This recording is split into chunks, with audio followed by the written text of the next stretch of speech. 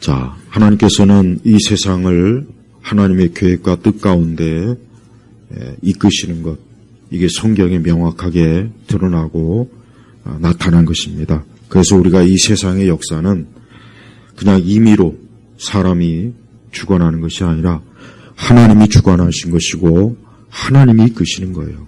물론 우리가 그 모든 것들을 자세하게 알 수는 없어요. 어떻게 하나님이 이끄실까? 어떻게 하나님께서 이 세상의 국가와 민족과 또 어떤 정치적, 사회적, 문화적, 그 다음에 문명이나 기술이나 그 모든 것들을 도대체 어떻게 이끄실까? 우리는 그걸 알 수가 없어요. 물론 그것을 완벽하게 알 수는 없지만 그러나 조금만 그래도 살펴보면 어느 정도는 알 수 있습니다. 어떻게 알 수 있습니까? 우리가 성경을 통해서 알 수 있는 거예요. 성경은 이 세상을 창조하는 그때부터 세상의 마지막 때까지 명확하게 다 기록이 돼 있어요. 그리고 무엇보다도 하나님께서 세상을 어떻게 이끄시는가? 그 중심은 뭐냐? 그 중심은 교회에 있는 것이에요. 그래서 이 교회가 이 세상의 사실은 중심입니다. 가톨릭이 많은 부분에서 잘못됐지만 한 가지 옳은 건 있어요. 뭐냐? 가톨릭은 이 교회가 이 세상의 중심이고 이 교회가 이 세상을 주도해야 된다는 거. 그거 한 가지는 맞기는 해요. 물론 가톨릭이 육적으로, 정치적으로, 군사적으로, 외교적으로 그걸 하려고 해서 문제가 된 거죠. 그래서 우리 교회는 진정한 참된 교회는 어떻게 세상을 주도하느냐. 우리는 우리 예수님의 십자가의 복음을 통해서 세상을 주도해야 돼요. 그래서 교회는 이 세상에 이 땅의 지금의 인구가 82억이 된다고 해요. 82억. 얼마나 많습니까?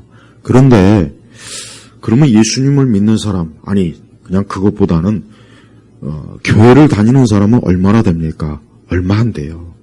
꽤 많은 것 같죠? 가톨릭, 개신교 다 합쳐도 그래봐야 한 20-30억 되려나? 가톨릭은 제해야 돼요. 가톨릭은 구원이 없으니까. 개신교 해봐야 뭐 10억이 좀 더 넘을 겁니다.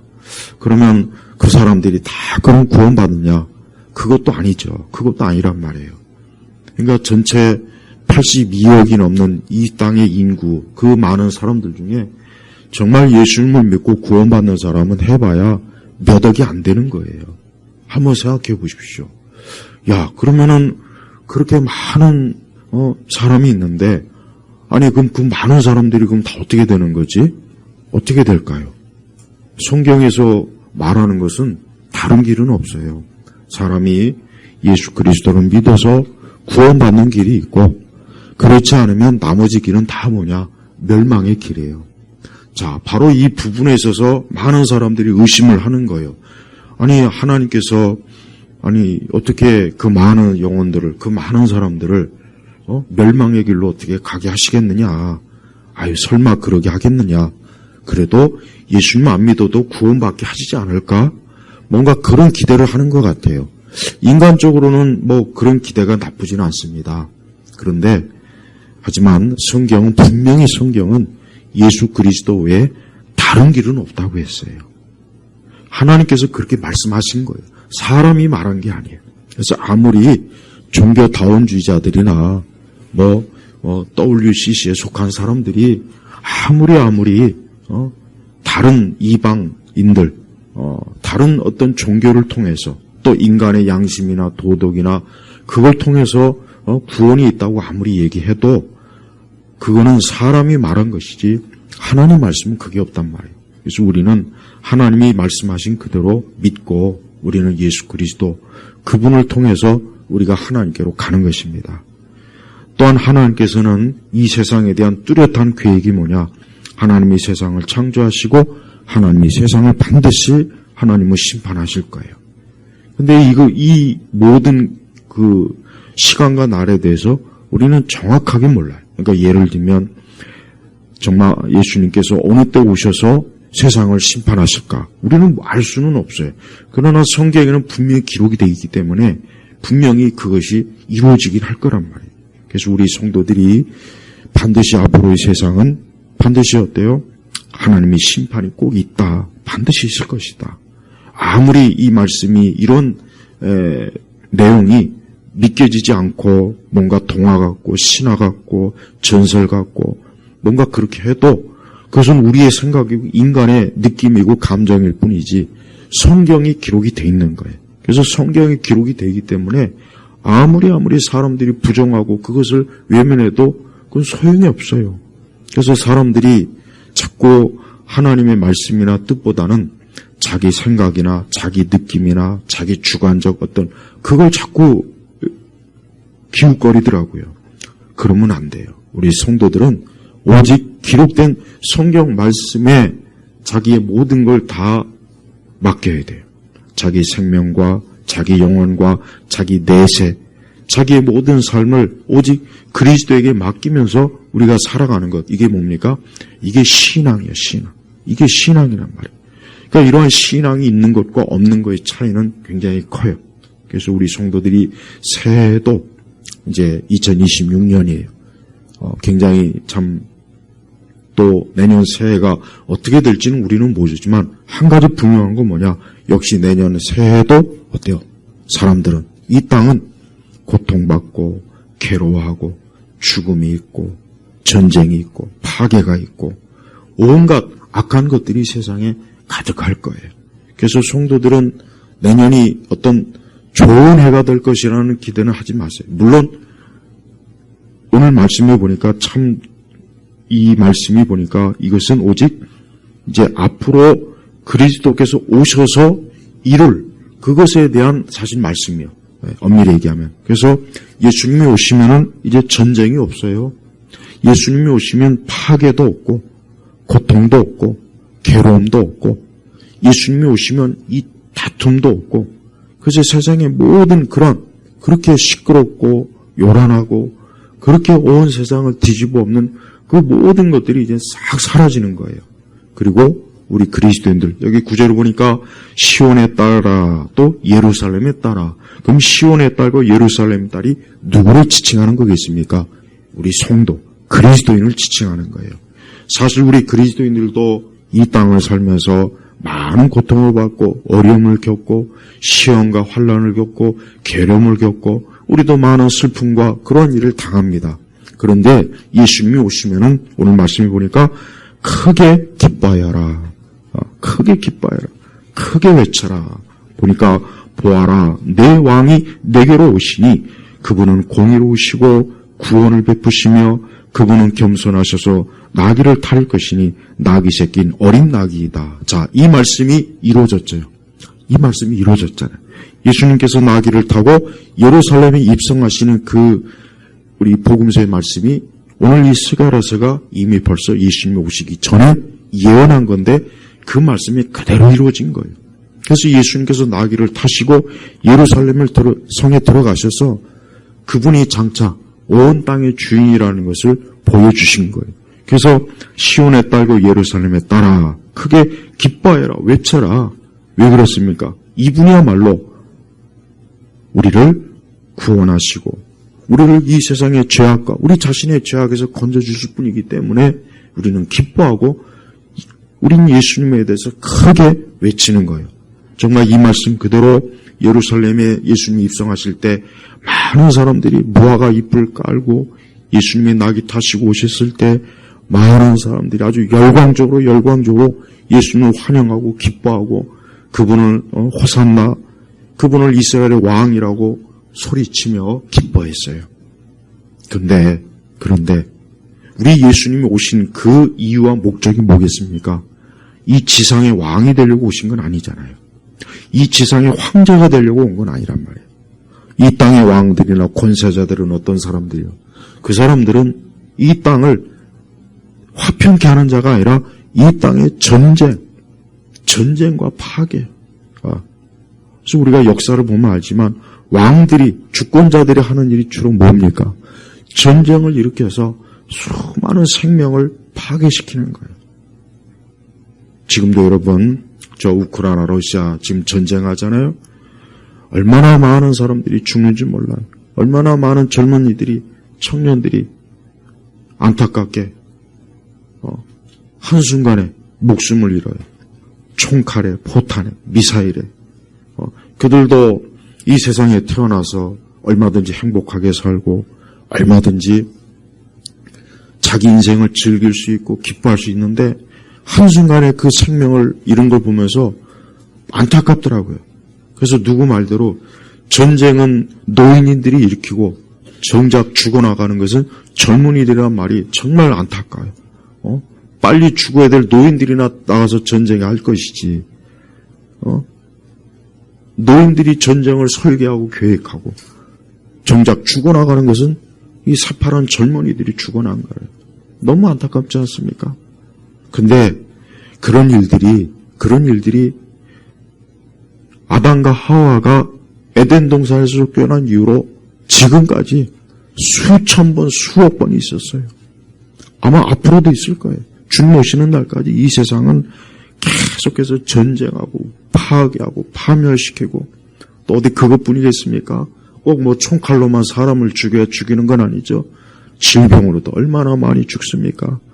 얼마나 많은 사람들이 슬픔과 고통으로 죽고 그런 걸 볼 때마다 제가 항상 하는 말이 뭐냐? 제가 반복해서 하는 말이에요.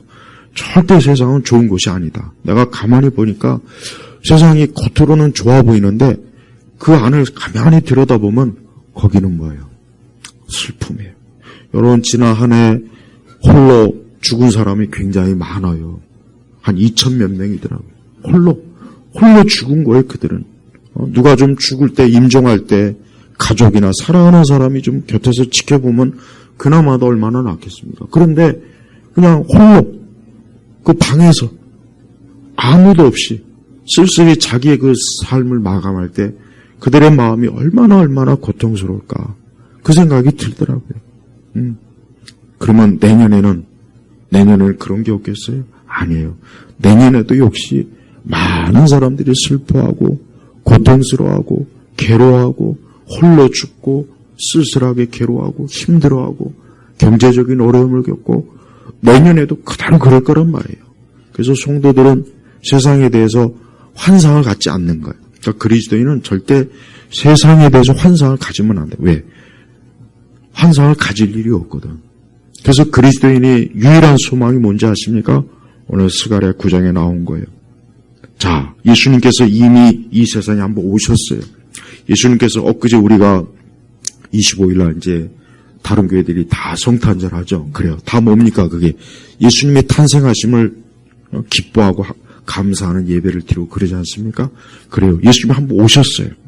그럼 이 예수님이 한번 오신 것으로 끝납니까? 그렇지 않아요. 예수님은 이 땅에 어떤 황제나 재앙이 되려고 오신 것이 아니라 인류의 구세주가 구원자가 되시기 위해 오시는 거예요. 그래서 예수님은 이 땅의 구원자예요. 인류의 구원자. 부처도 아니고 마리아도 아니고 마호멧도 아니고 누구도 아닙니다. 특히 우리나라 사람들 여러분 내년에는 말띠래요. 말띠. 혹시 우리 성도들 중에 혹시 말띠 있습니까? 말띠. 말띠 가진 사람은 아주 그냥 활달하고 활기차고 기운이 넘친다고 하더라고요. 그러니까 우리나라 사람들은 그 띠에 대한 그런 게 많지 않습니까? 근데 그리스도인들은 그런 생각하면 안 돼요. 자기 띠가 뭐 뱀띠건 뭘건 예수 믿는 사람은 아무 상관이 없어요. 왜? 우리는 그리스도 안에서 새 사람이 된 거예요. 진짜요. 그런데 믿지 않는 사람은 안 그래요. 믿지 않는 사람은 새 사람이 아닙니다. 죄인입니다. 그런 육적으로 죽었기 때문에 진짜 이 세상에 매일 수밖에 없어요. 미신에 매일 수밖에 없고 이 세상에 그 잘못된 온갖 종교적인 미신과 어리석음에 진짜 매입니다. 진짜 매요. 우리가 사실 미신이라는 거는 어떻게 보면은 우리가 두 가지 실체를 알아야 돼요. 미신은 그냥 말로는 미신하고 하지만 진짜 귀신이 있고 이 사단의 영이 있기 때문에 이 세상은 거기에 매일 수밖에 없어요. 그래서 그들은 점을 칠 수밖에 없고 무당을 찾아갈 수밖에 없고 절에 갈 수밖에 없고 우상을 숭배할 수밖에 없어요. 진짜 그들은 그럴 수밖에 없어요. 그런데 예수 그리스도를 믿는 그 순간 하나님의 자녀가 되는 그 순간 딱 끊어지는 거예요. 그래서 내년이 되면 여러분 아까 얘기했지만 말띠도 그냥 말띠가 아니라 붉은 말이더만요. 근데 역사적으로 보면 이 붉은 말에 좀 세상이 굉장히 시끄럽고 요란하고 안 좋더라고요. 근데 세상은 진짜 그게 적용이 된다니까요. 근데 믿는 사람은 아니에요. 믿는 사람은 이제 그리스도 안에 새 사람이 되었기 때문에 이제 더 이상 그런 거에 얽매이지 않게 된 거예요. 그래서 예수님을 믿으면은 모든 저주가 다 끊어져요. 그러나 예수님 안 믿는 사람은 어때요? 그 저주가 진짜 있습니다. 그래서 혹시 우리 그리스도인 중에도 이런 얘기를 들으면 그거 좀 이상한 얘기 아니에요? 그런 생각하는 분들이 많은데 아니에요. 절대 아닙니다. 예수님 안 믿는 사람은 저주가 있어요. 분명히 있습니다. 그래서 각 개인마다 저주가 있고 그 저주가 또 다양합니다. 다양하게 있어요. 그래서 그리스도를 믿지 않으면은 진짜 그거 정말 그 상태가 정말 위험하고 안 좋은 거란 말이에요. 어떤 사람은 이제 예수님 믿으면 천국에 가서 구원받는 것만 자꾸 생각하더라고요. 물론 그게 가장 큰 건데, 그러나 예수님 믿으면 이 땅에서도 저주가 끊어집니다. 예수님의 피는 그 권세가 뭐냐? 사람이 애초부터 그 죄 때문에 받는 모든 저주에서 끊어주시는 거예요. 이거 진짜, 이것도 꼭 알고 있어야 돼요. 그래서 여러분 믿지 않는 사람들은 보십시오. 겉은 멀쩡한 것 같지만 예수님 안 믿는 사람은 보면은 어떤 저주에 꼭 걸려 있어요. 그렇다고 해서 무슨 공포 영화에 나오는 그런 것만 얘기하는 게 아니고 뭔가 모르게 그리스도를 믿지 않는 사람은 이 땅에 딱 뭔가 매여 있어요.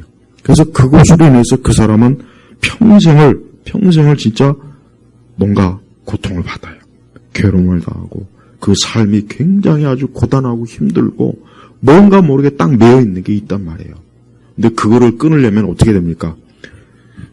잠깐 끊으려면 무당 가서 굿하면 돼요. 그것도 진짜 무당, 가짜 무당 말고. 그리고 또 자기 내일의 앞날에 대해서 조금 궁금한 사람들이 있죠. 안 믿는 사람들 진짜 점치면 어느 정도 나옵니다. 진짜 나와요. 손금 보고 사주팔자 보면 어느 정도 나온단 말이에요. 그러나 예수 믿으면 딱 끊어집니다. 그리스도를 믿는 순간 그게 딱 없어져요. 진짜입니다. 그래서 여러분 예수님 믿는 사람은 예수님 믿는 방식으로 사는 거예요. 그리고 그 사람은 영원히 천국 가는 거예요. 그러나 그리스도를 믿지 않으면 믿지 않기 때문에 어쩔 수 없어요. 그런 방법으로 살아가야 돼요. 그래서 예수님 믿지 않으면 점도 쳐야 되고 무당도 찾아가야 되고 굿도 해야 되고 뭐 이상한 것도 해보고 그래야 돼요. 왜 그렇게 해서라도 살아가야 돼요. 어느 쪽이 좋습니까? 어느 쪽이 좋다고 생각해요. 예수님은 우리 사람에게 자유를 주신 거예요. 자유. 그래서 그리스도를 믿는 순간 이제 모든 저주가 다 끊어지고 집안에 이제 가계 저주라는 게 있어요. 근데 그게 어떤 부분은 잘못됐지만 어떤 부분은 맞습니다. 그러니까 무조건 그거 나쁘다고 칭하면 안 돼요. 어떤 부분은 너무 좀 신비적이에요. 확실히 그리스도를 믿지 않는 집은 뭔가 안 좋아요. 진짜 안 좋습니다. 이건 사실이에요. 이거는 모든 통계에서 다 나온 거예요. 그래서 사람이 그 집안에 예수님을 믿는, 제대로 믿는 한 사람만 있어도 그 집안은 진짜 그 사람 덕분에 사는 겁니다. 다 믿으면 더 좋고, 다 믿으면 좋고. 그러나 그 집안에 단 한 사람도 예수님 안 믿으면요, 그로 인해서 결국은 어떤 형태로든 이 세상의 저주를 반드시 받게 돼 있어요. 제가 오늘 하는 얘기는 여러분 꼭 귀담아 들으셔야 돼요. 제가 꾸며낸 얘기 아니에요.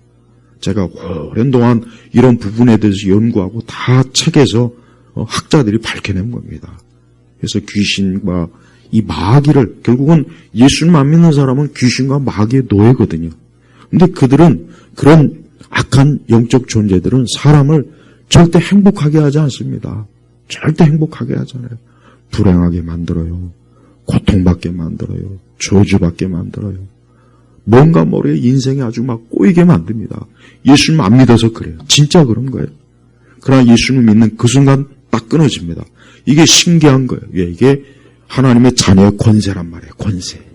그러니까 하나님께서 끊어주는 거예요. 그래. 너는 이제 내 아들 예수를 믿는구나. 이제 그러면 너는 아담으로부터 시작된 모든 저주를 내가 끊어주마. 하나님이 딱 끊어주는 겁니다. 누구 때문에 그렇습니까? 예수님이 십자가에서 죽으셨잖아요. 우리 죄를 저주받았단 말이에요. 그래서 그 순간 이제 예수 그리스도로 인하여서 우리의 모든 죄와 허물을 저주는 그 순간 딱 멈추는 거예요. 그 순간 딱 멈춰요. 근데 이런 것을 가장 확실하게 하는 사람이 누구냐? 전직 무당들이에요. 이 전쟁 무당들은 하도 귀신을 세게 믿어보니까 예수님을 믿고 난 다음에 역시 정말 예수님이야말로 내가 그동안 알고 있던 모든 잡신무들보다 가장 위에 있는 분이구나. 그 사람들이 그렇게 고백합니다. 하도 귀신을 평생 세게 믿었다 보니까 하나님을 믿으니까 역시 또 확실하게 아는 거예요. 확실하게. 여러분, 내년에도 딴 생각하지 말고 예수님을 잘 믿을 생각을 해야 돼요. 집안에 한 사람만이라도 제대로 믿는 사람이 있으면 그 집안은 소망이 있어요. 그래서 주 예수를 믿으라. 그래야만 너와 내 집이 구원을 얻을 것이다. 그랬지 않습니까? 그러니까 한 사람만 제대로 믿으면 좋고 다 믿으면 더 좋은 거예요. 그리고 설령 예수님을 아직 정말 예수님을 영접하지 않아도 그래도 무늬만이라도 교회 나오면 좋아요. 무늬만이라도 교회 나오면 괜찮습니다. 언젠가 하나님께서 그에게 은혜를 베푸셔서 그가 진짜 거듭나고 중생할 수 있게 하나님이 은혜를 베푸실 거예요. 그래야 되고. 그러니까 무늬만이라도 교회 나오면 괜찮습니다. 설령 물론 완전히 거듭나고 중생한 게 가장 좋은 거고. 하지만 딴 데 가는 것보단 교회에 오는 게 좋답니다. 그래서 저는 교회 그냥 날라리로 와도 좀 괜찮다고 생각해요. 전 그런 사람들 환영합니다. 와서 그냥 앉아만 있고 앉아서 설교 시간에 졸아도 괜찮습니다. 졸아도 괜찮고 괜찮아요. 왜? 이것은 하나님이 임재하는 곳이에요. 성삼위 하나님이 임재하는 곳이기 때문에 이곳에 있으면 영향을 받게 돼 있어요. 여러분이 만약에 술집이나 노래방이나 무당집 가가지고 절에 가면 거기에 영향을 어떻게 받겠습니까? 거기 영향 받게 돼 있어요. 반드시 받는다. 근데 좋은 걸 받지 않고 안 좋은 걸 받는 거예요. 그래서 여러분, 우리나라가 왜 이렇게 우리나라가 정치적으로, 사회적으로 왜 이렇게 문제가 많냐? 다른 거 아닙니다. 그만큼 그리스도의 영, 하나님의 영, 성령, 진짜 복음이 점차적으로 자꾸 어때요? 이게 약화되니까 그러는 거예요. 하나님을 가까이 찾는 자가 점점 적어지고, 예배드리는 자가 점점 적어지고, 구원받은 자가 점점 적어지고 하니까 어떻게 됩니까? 점점 어둠의 영역이 더 깊어지는 거란 말이에요. 반대로 그리스도의 빛이, 복음의 빛이 자꾸 드러나면 이제 그때는 어둠이 물러가요. 어둠이 물러가는 거란 말이에요. 여러분, 세상에 정치적, 사회적 온갖 이런 요란한 것들이 왜 그러느냐? 다른 게 아닙니다. 하나님의 거룩한 이 은혜의 빛, 구원의 빛, 이 복음의 빛이 자꾸 쇠퇴하니까 이게 어떻게 해요? 이게 점차로 세상이 그것 때문에 전쟁이 일어나는 거예요. 그것 때문에. 여러분, 2차 대전이 왜 일어났습니까? 히틀러가 왜 전쟁을 일으켰습니까? 다른 이유가 아니에요. 성경의 영향을 받은 것이 아니라 고대 그리스 철학자들, 그 윗세대 잘못된 자유주의 신학자들, 하나님을 부정하고 하나님이 없다 하고 그런 사람들의 영향을 받아서 2차 대전이 일어난 거예요. 그러니까 본질적으로 정치적 행위가 이전에 어떤 한 사람의 정신, 그의 종교, 그가 가지고 있는 그 마음 상태가 전쟁도 일으키고 학살도 일으키고 좋은 것도 일으키는 거예요. 그래서 우리는 그 이면을 잘 봐야 돼. 그걸 보지 못한 사람들은 교회가 무슨 소용이 있느냐, 성경이 무슨 소용이 있느냐, 기독교가 무슨 소용이 있느냐. 그러니까 그딴 헛소리 하는 거예요. 하지만 인류의 정신사를 딱 살펴보면 기독교의 영향을 받는 사람들이 많으면 많을수록 정치, 사회, 경제, 문화가 좋아져요. 근데 이런 니체니, 맹자니, 공자니, 소크라테스, 플라톤이니, 이런 인간들의 그 영향을 많이 받으면 결국 후대에 가서 반드시 어때? 전쟁, 폭동, 학살, 경제 파탄, 그런 일이 일어나더라고요. 자, 우리나라도 보십시오. 우리나라도 수십 년 동안 이 나라가 왜 점점 이상한 꼴로 간지 아십니까? 그리스도를 믿지 않고 예수님을 부정하고 김일성이니 모택동이니 레닌이니 스탈린이니 이런 사람들을 추종하던 사람들이 점차적으로 영향을 학교부터 해서 문화 모든 영역에 싹 퍼지다 보니까 지금 오늘 이런 상태가 된 거예요. 그러니까 기독교인들은 겉표면만을 보고 판단하면 안 돼요. 중요한 것은 그 시대 사람들의 정신이 뭐냐, 이게 중요한 겁니다. 근데 우리나라가 한참 전성기 때는 기독교가 그래도 어쨌든 왕성했는데, 이게 이제 90년도, 2000년도 넘어오고서는 그때부터는 이제 기독교가 사양화, 90년도부터 이미 기독교가 사양화됐어요. 그러니까 나는 좀, 내가 항상 생각하는 게, 내가 좀 더 한 세대를 좀 빨리 태어났으면 얼마나 좋았을까. 그러면은, 목회사에게 더 막, 근데 꼭 기울어질 그 시점에 꼭 신학 공부를 해가지고, 온갖 안 좋은 꼴을 다 보고 있어요. 그러니까 보세요. 그리스도의 빛이 강하면 후대에는 그로 인해서 큰 덕을 보는데, 그리스도의 빛이 약화되면은 그 후대는 이제 지옥이 되는 겁니다. 앞으로 우리나라나 전 세계나 절대 좋은 일은 없어요. 전쟁도 있을 수도 있고, 내년에 우리나라가 전쟁이 없으리란 보장이 있습니까? 내년에 우리 젊은 애들이 전쟁터에 끌려가지 않으리란 보장이 있어요. 지금 러시아하고 우크라이나는 젊은 애들이 씨가 마르고 있어요. 보는 족족 다 잡아다가 전쟁터에 보내니까. 그러려고, 그거 안 당하려고 막 해외로 도망가고 그러지 않습니까? 우리라고 그럴 일이 없는 보장이 있어요. 우리 산수는 다시 군대 끌려갈 수 있어요. 아직 그냥 기운이 있잖아. 조심해. 여기 우리 장년들도 끌려갈 수 있어요, 진짜. 우크라이나는 하도 전쟁 자원이 없으니까 나이 50, 60 먹은 사람들 전쟁터에 갔더만. 어쨌든 한번 총을 쏜 경험 있는 사람은 끝까지 갈 수 있으니까. 여러분, 이게 왜 그런지 아십니까? 어떤 좌파나 우파 문제보다는 그리스도를 믿지 않는, 즉 그리스도에게서 영향을 받지 않는 다른 곳에서 영향을 받기 시작하는 그 순간부터 그런 사람들이 세상을 주도하기 시작하면 정치도 다 망가지고 경제도 다 망가져요. 요즘 미국이 다시 회복되는 이유가 뭔지 아십니까? 기독교 때문에 그러는 거예요. 이번에 저기 트럼프가 나이지리아 폭격했죠. 왜 폭격했습니까? 기독교인을 죽여가지고 폭격을 해버린 거예요. 트럼프가 너희들 기독교인들을 학살했어? 그래가지고 트럼프가 미국 그 공군을 명령해가지고 나이지리아 폭격을 해버린 거예요. 여러분 보십시오. 요즘 미국이 계속 살아나요. 미군 한 사람당 거의 한 2천만 원의 지금 수당을 보너스로 받아요. 트럼프가 준 거예요. 그 돈 어디서 났습니까? 경제를 잘하니까.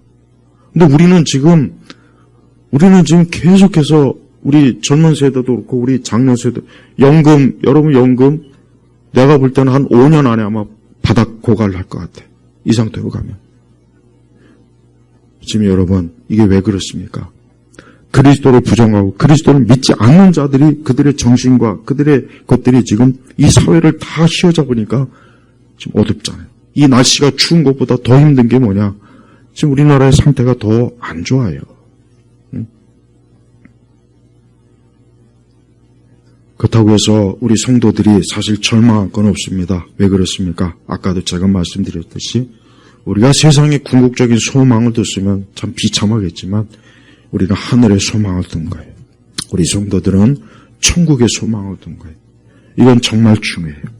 이 땅에 설령 전쟁이 일어나고 경제 공황이 일어나고 모든 것들이 주식이 휴지 조각이 되고 모든 것들이 다 그냥 바닥을 쳐도 그래 다 뺏어가라. 그러나 내 영혼은 너희들이 손을 댈 수 없어. 내 영원한 천국의 소망은 손을 댈 수가 없어. 누구도 손을 댈 수 없는 거예요. 그래서 성도들은 이런 궁극적인 소망이 있어서 세상이 좀 안 좋고 막 그래도 나는 내게 주신 하나님의 영원한 소망과 하나님의 나라 이 천국이 있기 때문에 나는 그로 인해서 기뻐할 수 있고 춤을 출 수 있고 외칠 수가 있는 거예요. 사실 가장 좋은 것은 오늘 말씀처럼 오늘 이 말씀은 예수님이 오신 그때에도 해당되지만 앞으로의 또 미래적 예언이 돼요. 그러니까 오늘 스가랴 9장 9절 10절은 복음서에 나와 있는 것처럼 예수님이 오셨을 때 한번 성취됐고 그리고 이 말씀은 또 언제 성취됩니까? 예수님이 다시 오실 때, 재림할 때. 그래서 여러분 10절을 보십시오. 내가 에브라임의 병거와 예루살렘의 말을 끊을 것이며 전쟁은 활도 끊을 것이니 그분이 이방 민족들에게 평화를 전하며 복음을 전하는 거예요. 그분의 통치가 바다에서 바다까지 유프라테스 강에서 땅끝까지 이룰 것이다 그랬죠. 이게 뭔 얘기입니까? 예수님이 오시면 이제 전쟁, 이 땅에 있는 모든 것들은 뭐예요? 다 이제 싸움이 멈추는 거예요. 다툼이 멈추는 거예요. 모든 것들이 다 멈춰요. 네. 언제요? 예수님 오시는 그날 멈추는 거예요. 그러니까 그 전까지는 이 세상은 여전히 어때요? 예. 말과 활은 전쟁하는 무기거든요. 오늘날 얘기하면 총과 대포와 미사일을 얘기하는 거예요. 이제 예수님 오시는 그날이 되어야 이제 이 모든 것들이 끝나지, 주님 오시기 전까지는 여전히 세상은 어때요? 각 민족은 계속 전쟁을 준비해요. 여러분, 북한이 지금 뭐 핵 잠수함 어제 공개했죠? 참 그 큰일입니다, 진짜. 근데 우리나라는 거기에 대해서 한마디도 안 하고 참, 보통 이게 문제가 아니에요. 저는 요즘 저녁에 이렇게 되면은, 야, 이것도 뭐 새벽에 무슨 일이 있는 거 아닐까? 무슨 뭐 또 갑자기 또 무슨 뭐, 그런 생각이 종종 들더라고요. 그런 일이 일어나도 이상하지 않거든요, 우리나라는. 우리 성도들은 이러한 세상에 예수님 말씀대로 이 세대 표적을 보고, 야, 이 세상이 참 지금 큰일이구나, 안 좋구나. 이럴 때일수록 내가 누구를 붙잡고 누구를 기대며 살겠는가? 내가 어디에 소망을 두겠는가? 사실 예수님은 인류의 소망이에요. 저는 이 땅에 있는 82억에 되는 모든 사람이 다 예수님을 믿으면 얼마나 좋을까? 얼마나 좋을까? 그런 생각을 해봐요. 얼마나 좋을까? 아마 많은 부분에서 변화가 될 거예요. 많은 부분에서. 근데 그렇진 않아요. 안타깝지만 많은 사람들이 생명의 길로 가지 않고 좁은 길로 가지 않고 넓은 길로 간다 그랬어요. 세상 넓은 길. 세상이 얼마나 막 그냥 육적으로는 세상이 사실 좋죠. 육적인 사람이 특징이 뭐냐? 그렇게 세상에 살면서 힘들다 하면서도 또 그렇게 세상을 좋아해요. 술 먹고 놀고 먹고 마시고 막 그냥 그걸 또 그렇게 좋아해요. 그러면서도 또 한편으로 세상이 힘들다 죽고 싶다 그럽니다. 왜? 그들은 이 세상이 전부이기 때문에. 그러나 우리 그리스도인들은 그게 아니에요. 우리 그리스도인들도 현실 인식을 해야 돼요. 세상이 안 좋구나, 힘들구나, 참 사람 사는 게 이게 고통이구나. 그러면서 우리는 어디를 향해 있습니까? 천국을 향해 있는 거예요. 천국, 하나님 나라, 저 하나님 나라, 우리는 거기에요. 이 땅에 하나님 나라는 없어요. 이 땅에 하나님 나라는 절대 없습니다. 혹이라도 기독교 좌파들이 예수님 말하는 이 땅의 하나님 나라는 여기다. 너희가 여기서 정의롭고 공의롭게 하면 이 땅의 하나님 나라다.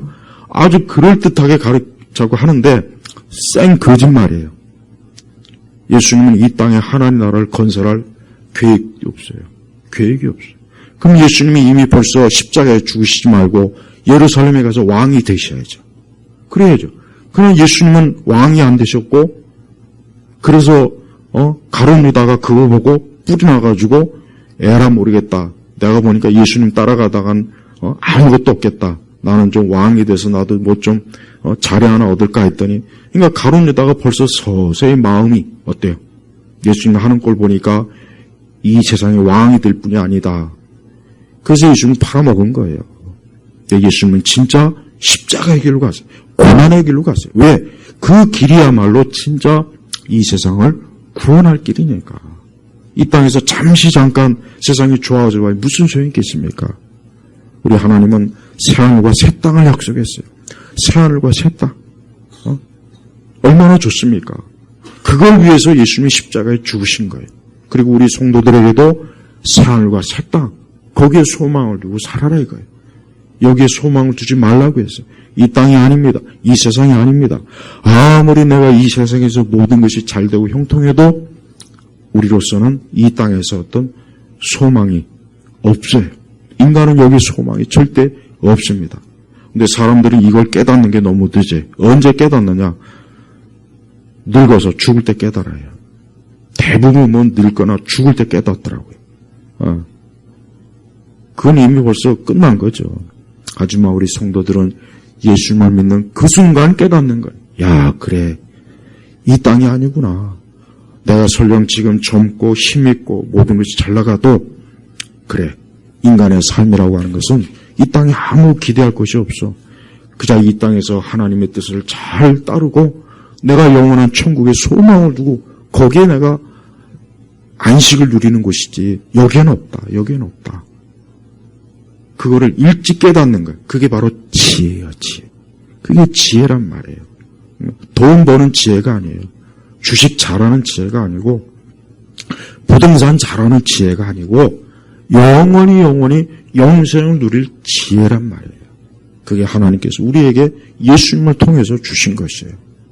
그래서 제발 교회 다니는 어린아이부터 노인에 이르기까지 이 세상은 절대 안식할 곳이 못 되는구나. 내가 이 땅에서 1000년을 산다고 해도 매일매일이 고생하는 것이고 괴로움이요, 전쟁이요, 싸움이요, 다툼이요, 남을 이겨야 되고 뭔가를 자꾸 얻어야 되고 그걸 지켜내려고 또 힘들어야 되고 결국 우리 성도들은 어떤 소망을 갖습니까? 하늘의 소망을 갖는다. 하늘의 소망. 제가 우리 성도 여러분 이제 내년 2026년도에도 이 한 가지만 꼭 중심을 잡길 바라요. 뭐냐? 그래, 내년 한 해도 나는 하나님으로 인해 산다. 내년 한 해도 나는 하나님의 진리의 말씀을 가지고 나는 산다. 나는 내년 한 해도 하나님의 영광을 위해서 살겠다. 내가 내년 한 해도 나는 주님과 동행하겠다. 이렇게 살아야 돼요. 이게 삶의 정답이에요. 자꾸 삶의 정답이 없다고 연예인들이나 연예인들이 뭘 안다고 그렇게 자꾸 짓거리는지 조용히 할 것이지. 삶의 정답이 없다는 동, 삶에는 정해진 길. 그건 다 헛소리예요. 왜 없습니까? 예수님 뭐라 하겠습니까? 내가 길이라고 그랬잖아요. 예수님이 길이에요. 자꾸 인생에 정답이 없다고 자꾸 생각하시는 분들은 예수님을 믿어야 그게 인생의 정답이고 길입니다. 예수님을 안 믿기 때문에 다 길을 잃는 거예요.